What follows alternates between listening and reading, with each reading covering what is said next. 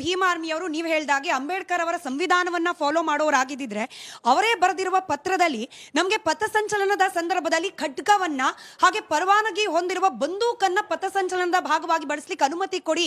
ಇದ್ಯಾವ ಅಂಬೇಡ್ಕರ್ ತತ್ವ ಸರ್? ಇದ್ಯಾವ ಸಂವಿಧಾನಿಕ ಆಗ್ರಹ?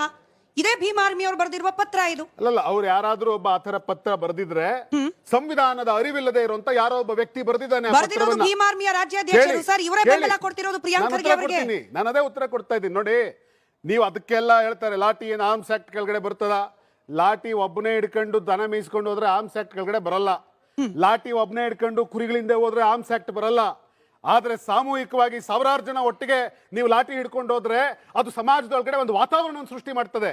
ಭೀಮ್ ಆರ್ಮಿ ಅವರು ಅದನ್ನೇ ಹೇಳ್ತಾ ಇರೋದು. ಯಾಕೆ ಹಿಂದೆ ಬಿಜೆಪಿ ಅವರು, ನಾನು ನೋಡಿದ್ದೀನಿ, ಹಿಂದೆ ಪ್ರಮೋದ್ ಮುತಾಲಿಕರು ತುಮಕೂರಿನಲ್ಲಿ ಬಂದು ತ್ರಿಶೂಲ ವಿತರಣೆ ಕಾರ್ಯಕ್ರಮ ಮಾಡೋದಕ್ಕೆ ಹೊರಟಿದ್ರು.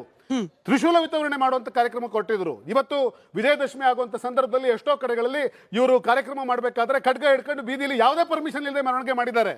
ಅದೆಲ್ಲದಕ್ಕೂ ಪ್ರತ್ಯುತ್ತರ ಅನ್ನುವ ಥರದಲ್ಲಿ ಅವ್ರಿಗೆ ಇದನ್ನೆಲ್ಲ ನೀವು ಮಾಡೋದಕ್ಕೆ ಅವಕಾಶ ಕೊಡೋದಾದ್ರೆ ನಮಗೂ ಕೊಡಿ ಅಂತ ಅವ್ರು ಕೇಳಿದ್ದಾರೆ.